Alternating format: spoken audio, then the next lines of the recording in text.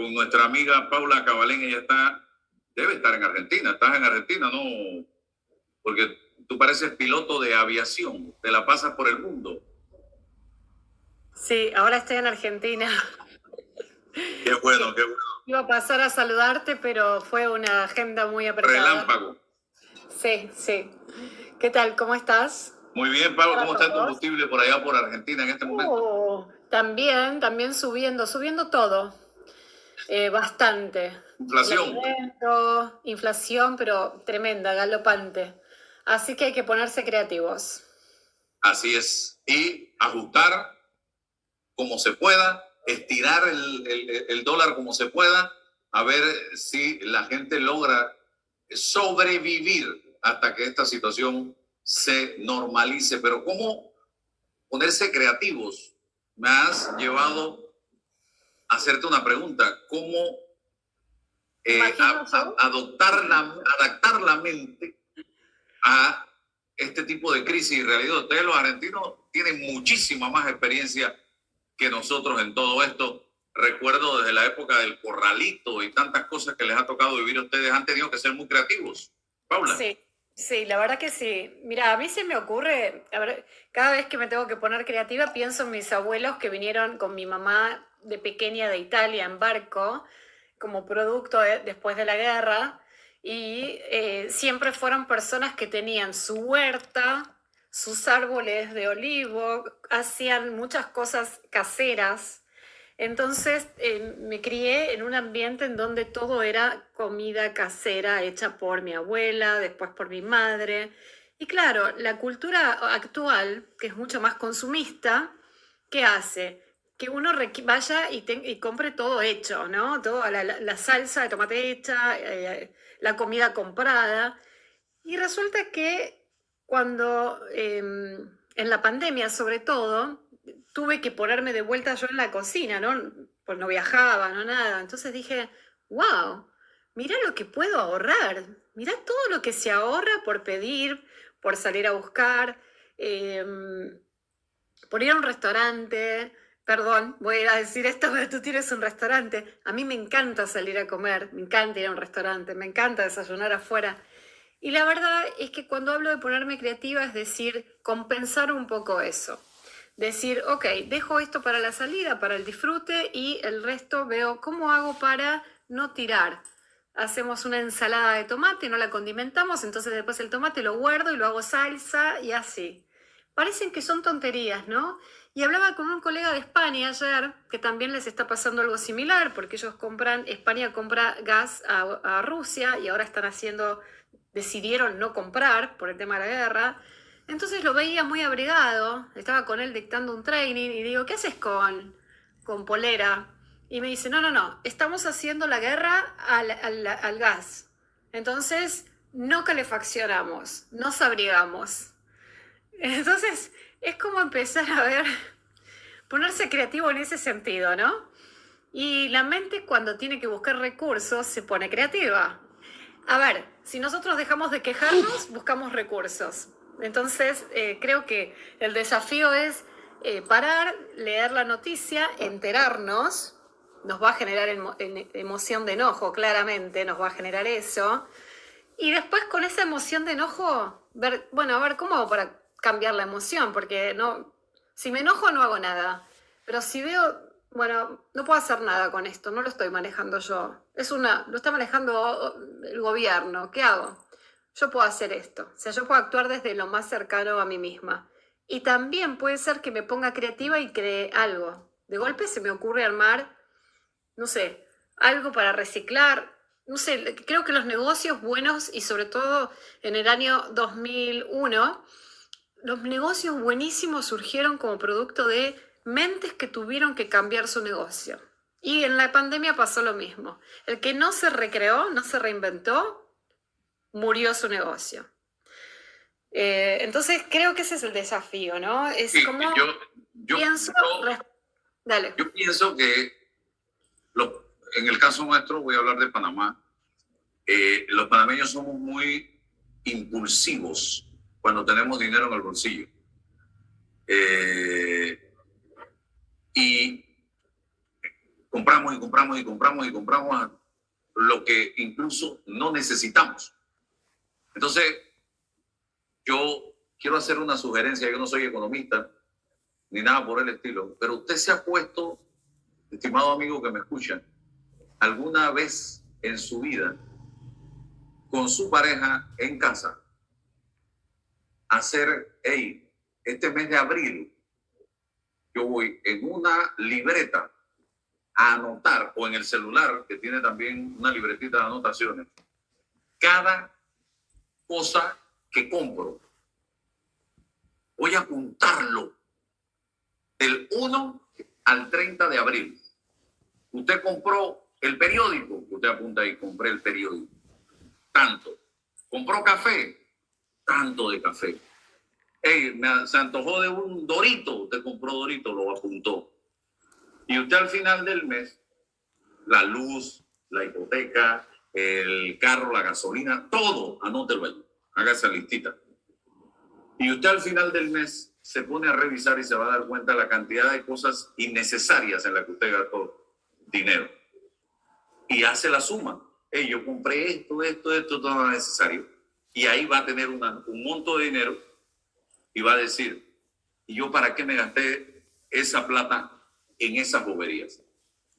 Es más, te voy a sumar algo. Hace poco yo estaba vendiendo unos cursos y recuerdo que había personas, estaba justamente en República Dominicana, y había personas que me decían, ay, pero es caro ese producto, porque son juegos, ¿no? Juegos que te van a durar años, o sea. Y entonces yo hice un cálculo, pasaba una niña ahí ofreciendo hacer manos y pies, hice el cálculo, sumé manos más pies, vale el 80% de lo que vale ese producto que yo vendo. Entonces dije, sin pensar, muchas veces creemos que no podemos hacer una inversión en conocimiento, en crecimiento, en educación, que nos va a mejorar la vida para siempre, pero nos es muy fácil ir al salón.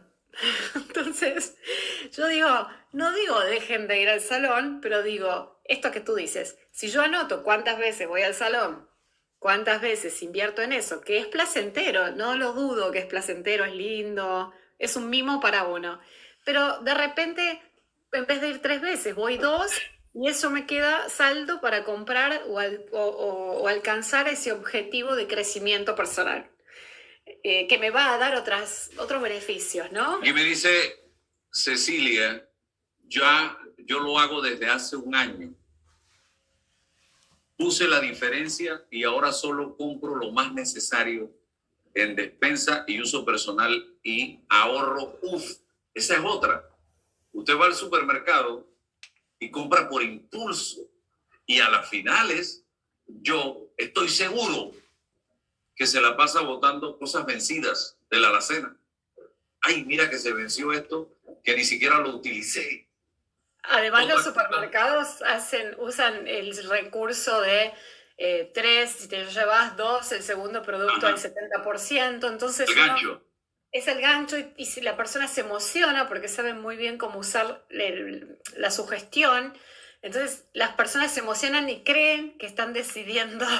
Y es como tú dices, se llevan 2 y quizás ni necesitaban 2. Y otra que pasa con mucha frecuencia, y se lo voy a decir porque me pasa a mí, con las carnes, ya sea pollo, pescado, de carne de res, en fin, vamos comprando y ahí abajo o allá dentro de esa refrigeradora se va quedando producto viejo y se va quedando y no lo vamos usando. Entonces, todo eso usted tiene que en este momento hacer uso de la creatividad, como dice Paula, y todo eso es parte de esa creatividad. Hey, yo no voy a comprar carne hasta que yo no acabe con la carne que tengo en el refrigerador. Yo no voy a comprar hasta que yo no acabe con esto o con aquello, y yo no voy a comprar más de lo que necesito y de lo que uso. ¿Por qué? Porque después se queda esa lata, se queda ese envase, se queda eso allí y lo tengo que botar. Entonces, todas esas son tips que les damos en este momento para que usted trate de ser muy ahorrativo a la hora de realizar sus compras y de invertir su dinero. Haga caso y verá cómo le va, estimado amigo. Bien, Paula, hablemos un poco de la forma en la que hablamos. Sí, que lo podemos hilar con el tema que estamos tocando ahora, si te parece. Sí, cómo no. Porque Explícame. la forma en la que hablamos construye nuestra realidad. Porque nosotros tenemos una manera de hablar y la manera de hablar genera una creencia. Esa creencia genera una emoción. Yo me emociono cuando hablo de esa forma. Entonces actúo en función a eso. Entonces, vamos al ejemplo, ¿no? Esto que tú estabas diciendo. Estamos luchando por tratar de modificar esto en el país. ¿Qué emoción te genera la palabra lucha? Porque todo es, estamos luchando por nuestros derechos, estamos luchando por tratar de bajar los precios, estamos luchando. Entonces, ¿qué hace esa persona? Sale a la calle y lucha, se pelea con todos. No, porque esa palabra que utiliza genera una emoción de lucha, de pelea. Claro. Entonces, al momento de hablar, es importante saber que como hablo, voy a construir después mi emoción y una acción relacionada. Entonces, en vez de luchar, estoy viviendo algo que no me gusta, pero voy a tratar de voy a ir encontrando la solución. El desafío es encontrar qué es lo que sí funciona, ponerme creativo. Es como salir de la queja de la lucha. Otra es, por ejemplo, no sé si escuchaste la gente que dice, valió la pena el esfuerzo. Y con esta cara, ¿eh? Bueno, sí, pero valió la pena el esfuerzo. ¿Me estás diciendo lo contrario con la cara? Claro, estoy siendo víctima, fui víctima de todo lo que pasó, hice un esfuerzo que me mató, estoy pobrecita yo. En realidad vale el esfuerzo, ¿no? No vale la pena, vale el esfuerzo. La verdad es que valió el esfuerzo, me esforcé y valió, sirvió. Es como que lo cambio de valió la pena por valió el esfuerzo. Otro puede ser, por ejemplo, si yo te digo, ay, Álvaro, la verdad es que necesito poder comenzar más temprano estos encuentros. Entonces yo te estoy hablando de carencia, algo que yo no tengo. Tiempo, quizás, ¿entendés? Es como te digo, necesito. Si yo digo necesito, es porque no tengo. Y cuando hablo de necesidad, quizás genero en ti, suponte que no tenemos buena relación, genero en ti tal vez la emoción de, yo no quiero ayudar a esta persona. O sea, para hablar la palabra necesidad es de falta. En cambio, yo puedo decir, Álvaro, requiero comenzar 30 minutos antes. Desde mí se genera también una emoción de necesito, es como que me pongo en víctima, necesito, no tengo, es que nadie me ayuda, es que pobrecita yo estoy sola para todo, entonces necesito. Pero en realidad me di cuenta que no estoy pudiendo organizarme con los horarios, entonces requiero, hay acción, hay conciencia, hay identificar que no soy pobrecita yo que no tengo tiempo. Y tampoco pongo esta cara de necesito, es que necesito. Porque cuando hablo así, me estoy poniendo en un lugar de no poder personal. O sea, no estoy empoderada desde ahí. ¿Y para qué tengo que estar empoderada en realidad? Para tomar acción. Porque si yo estoy con una postura de víctima, no estoy en postura de responsable. Y para estar responsable también tengo que estar creativa. Otra es, bueno, está bien, voy a hacerlo poco a poco. Poco es carencia. Poco a poco. Voy a hacerlo. Voy a hacerlo. Y en todo caso, si es algo muy, muy largo, porque es un objetivo de largo plazo, voy a hacerlo paso a paso. Asumo el reto, voy a hacerlo. Paso, claro, lo voy a hacer paso a paso. También porque hay personas que se asustan cuando el desafío es muy grande. Yo siempre hablo del sueño. Para mí, si no tenemos sueños, es como, ¿para qué me levanto? No, digo, tengo que tener un sueño que me motive. Ahora, si mi sueño es aspiracional, hay mucha gente que te vas a encontrar en la vida con que van a decir qué ambiciosa que sos, y ser ambiciosa no es bueno. Yo creo que es muy bueno ser ambicioso. Lo importante es cuál es el motor de esa ambición. Esa ambición es quiero superarme, es conmigo la ambición, es siempre tratando de mejorarme a mí. Genial. Entonces, si yo me conecto con eso, nunca voy a decir no puedo. Voy a decir yo puedo. Puedo y lo haré paso a paso. No importa el tiempo que lleve, si soltando la expectativa.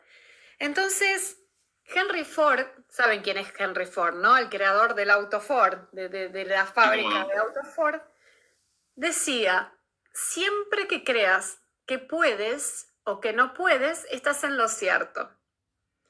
Entonces, cuando nos encontramos con personas, yo me encuentro mucho con personas que quieren a veces tomar una certificación y que de repente tiene un costo determinado y dicen, no, hace mucho tiempo que lo quiero hacer, pero no puedo, no tengo los recursos, estoy pagando un montón de cuentas, etcétera, etcétera.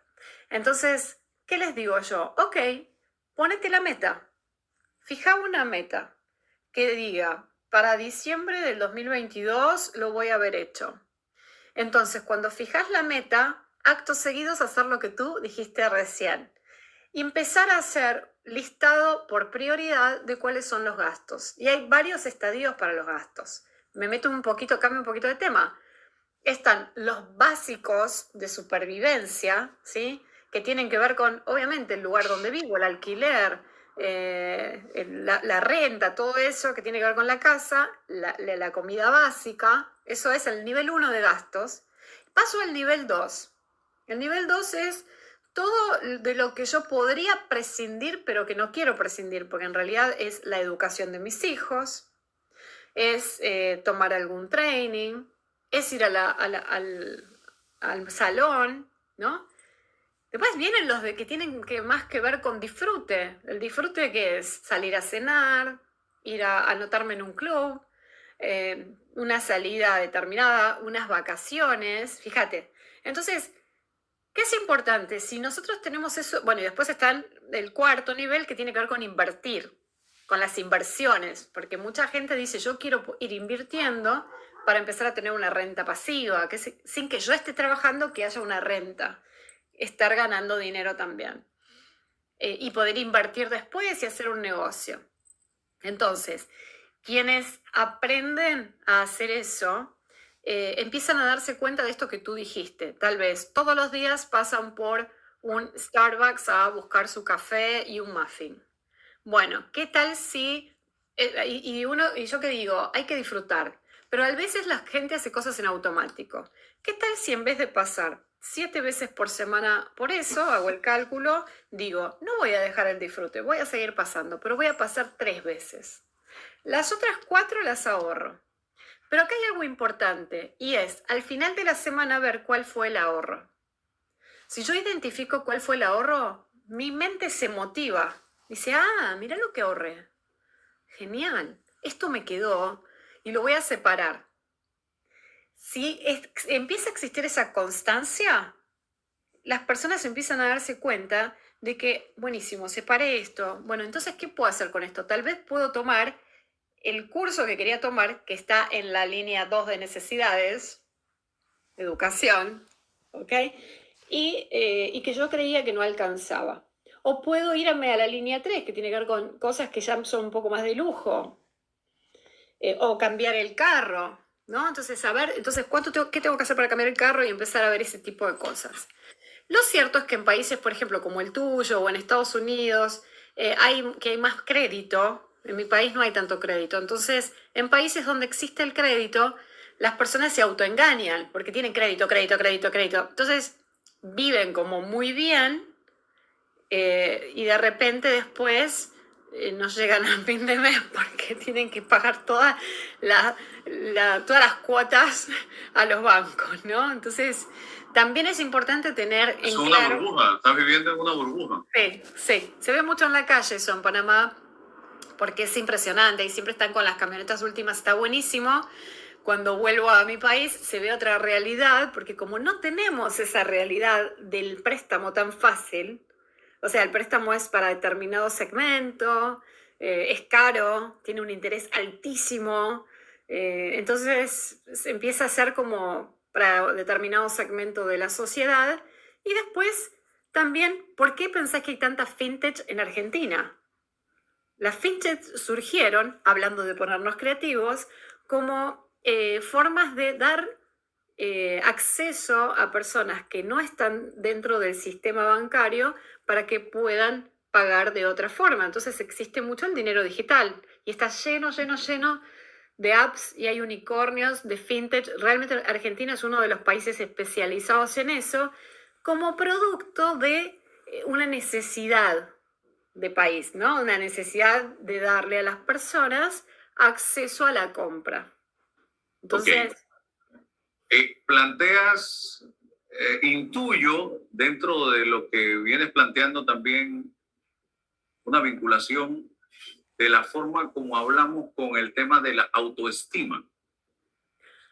Por algún lado lo encuentro. Sin embargo, y me voy al ego.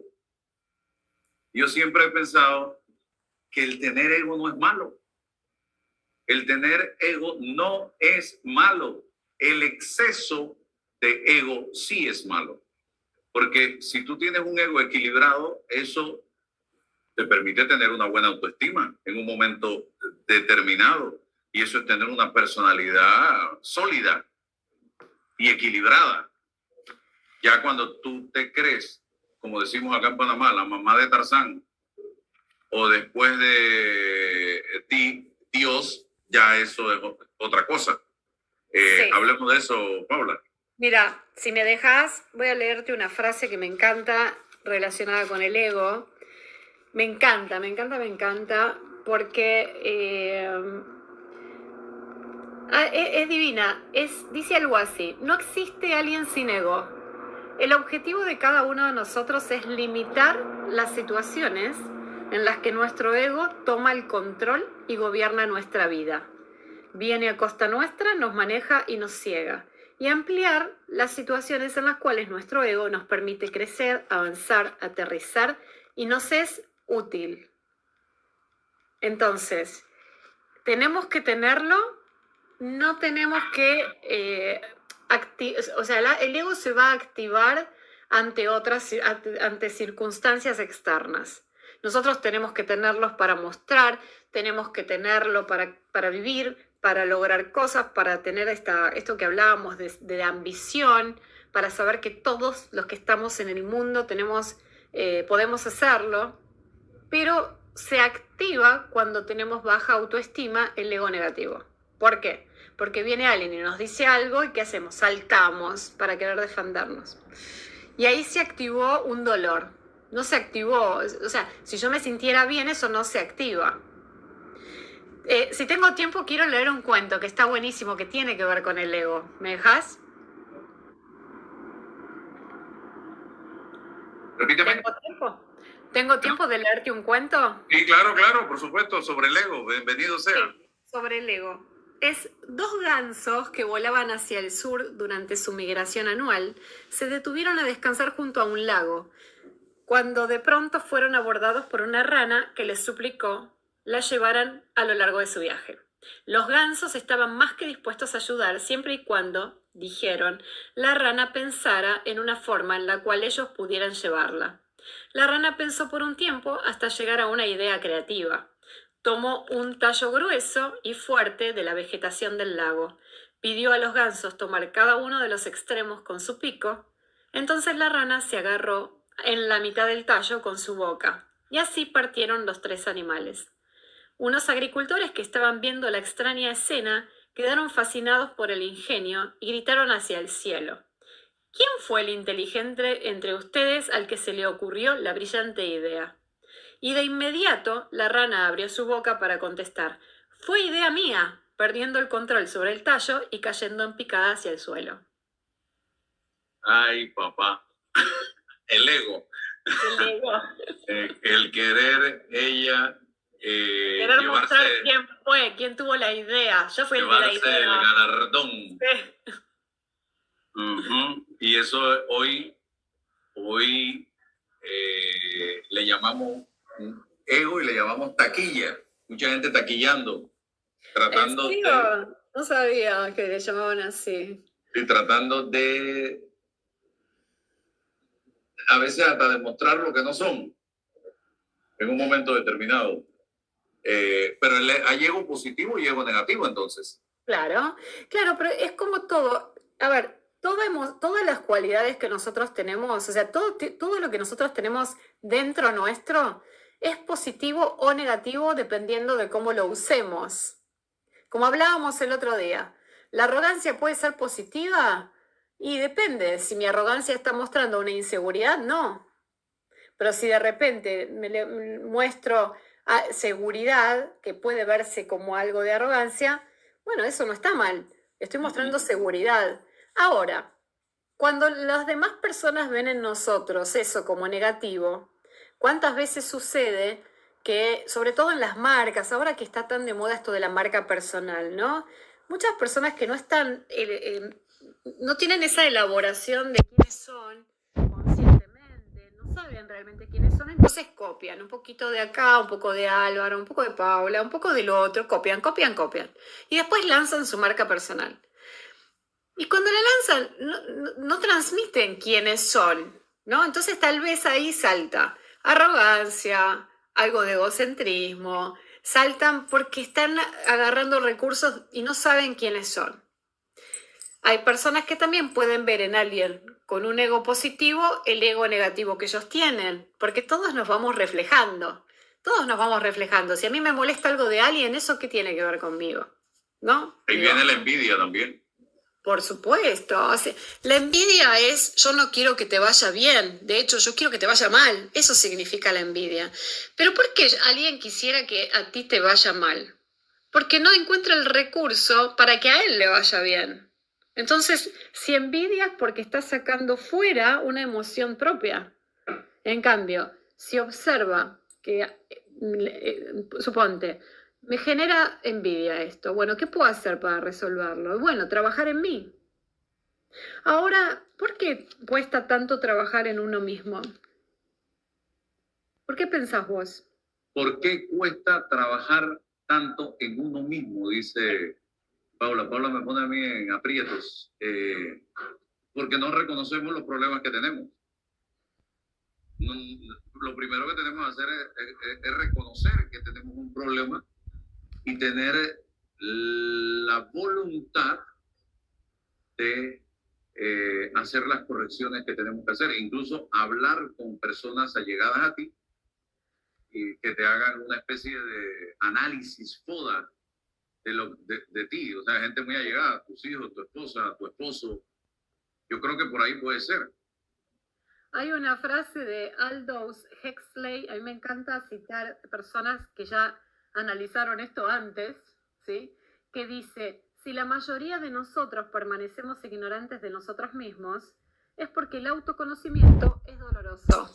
Entonces preferimos los placeres de la ilusión. Y esto se ata con lo que tú comenzaste diciendo, esta cosa por ir a comprar.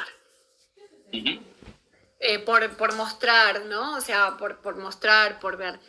Y otra cosa que tiene que ver con esto y que está a la orden del día, o sea, es una problemática incluso hoy en día en la adolescencia, lo vivo yo con mis clientes y con mis hijos, es esta cosa que existe en los colegios en donde la gente genera enfrentamiento. ¿Por qué? Porque como no puedo ser como vos, hago que todos te odien. Entonces generan bandos. Lo estamos viendo con la guerra, lo estamos viendo con las relaciones, lo estamos viendo en las empresas, se ve un montón. Como no puedo ser como vos, porque te envidio, entonces voy a hacer que este y este también, entonces se arman unos líos impresionantes. Y esto es algo que empezó mucho en la pandemia, es de toda la vida, pero en pandemia se exponenció por tanta red social. Entonces, volvemos a lo mismo, ¿no? Tiene que ver con cómo nos hablamos. ¿Por qué? Porque si yo estoy en una casa en donde mis padres dicen, no puedo, no podemos, y yo creo que no puedo, cuando alguien me genera esa emoción de envidia, ganas de copiarlo, lo que sea, yo voy a pensar que no puedo. Entonces, si yo creo que no puedo, ¿cómo voy a actuar? ¿Como haciendo algo para poder o quedándome odiando? No, me quedo. Odiando. Sí. Como Entonces, decimos acá en Panamá, me flateo. Simplemente, o sea, no avanzo porque pienso que no puedo, me lo están recalcando, me lo están reforzando. Eso es como el papá que en un momento dado le refuerza lo negativo al hijo. Ah, que tú eres un bruto, que tú eres tal cosa. Eso lo que va generando es que él crea que es así. Y hay que claro, tener una autoestima muy alta para en un momento determinado romper esa posibilidad y salir adelante. ese padre le habla a ese hijo cómo se siente. Entonces, como el papá se siente así, le habla hacia el hijo. Entonces, eso habla del niño, el hijo tiene mala autoestima, el padre tiene mala autoestima, probablemente el padre del padre también. Uh-huh. Y como venimos de La cadena. de una cadena, alguien la tiene que cortar. El que empieza a cortar esa cadena, el llamado oveja negra, es por lo general la persona que se lleva a todos los palos. Yo digo todos los palos porque es el que va abriendo camino para todos y abrir camino muchas veces no es simple. Hay un concepto de la cábala que a mí me encanta. Me encanta, que es la filosofía cabalística, ¿sí? Que lo que dice es que nosotros tenemos que estar atentos a las sombras. La primera sombra es la nuestra, que tiene que ver con esto de la conciencia, ¿no? Mis puntos fuertes, mis puntos débiles. ¿Cuál es mi sombra? ¿Qué es lo que yo siento que no querría contar, ¿no? ¿Qué es lo que a mí me genera bronca, miedo, inseguridad? Eso es mi sombra y hay muchas personas que ayudan a que trabajemos la sombra a través de mostrarnos lo que no nos gusta de ellas. Pero hay otra sombra, y es la sombra del que viene a querer proyectar su sombra en nosotros. Supongamos que nosotros somos seres que brillamos, que nos va muy bien en algo, que nos destacamos, que tenemos determinada posibilidad de mostrar algo al mundo, y ahí viene la sombra del otro que quiere comernos crudos. Esa sombra es la más peligrosa, porque no es nuestra, es la sombra de otro, proyectada en nosotros. Sí. ¿Qué hacer con esa sombra? Muchas veces, en mi caso personal, yo me he corrido de esa sombra, sabiendo, me corría, me abría, hasta que aprendí que en realidad hay que saber convivir con esa sombra, entendiendo que existe, protegiéndome, cuidándome, no haciendo, no sé, negocios con esa persona, pero teniendo respeto porque en este momento tiene esa sombra, ¿me explicó? Es como, pero sé que existe. Y también ahí entra lo que es la arrogancia, ¿no? Sé que existe, yo no soy mejor que el otro, estoy viviendo otro nivel de conciencia, en donde sé que eso existe, pero me tengo que cuidar de eso. Y estas cosas, cuando las personas no las conocen, se dejan engañar por gente que te dice, vení a que te saque el hechizo, vení a que te tire las cartas, lo que sea, y en realidad es, o sea, existe el mal, existe el bien, ¿sí? Pero lo bueno es saber cómo hacer para convivir con eso sin ponerme como en el opuesto de eso, ¿no? Sin ponerme como a pelear con eso. Bueno, Paula, interesantísimo. Ahí nos está escuchando unos grandes amigos que van rumbo a la provincia de Chiriquí. Juan Carlos Watt y Ana Noriega de Watts en sintonía. Dice que se quedaron con ese cuento interesante y la anécdota, ¿no? Que nos planteaste. Así que, Paula, te veo en 15 días. Dale. Pero, vamos a hablar un poquito de ese tema de la envidia que es tan perjudicial y tan negativo. Así que te lo dejo de tarea. María, que me lo dejas como tema para conversar, dale. Claro, en 15 días nos encontramos por acá.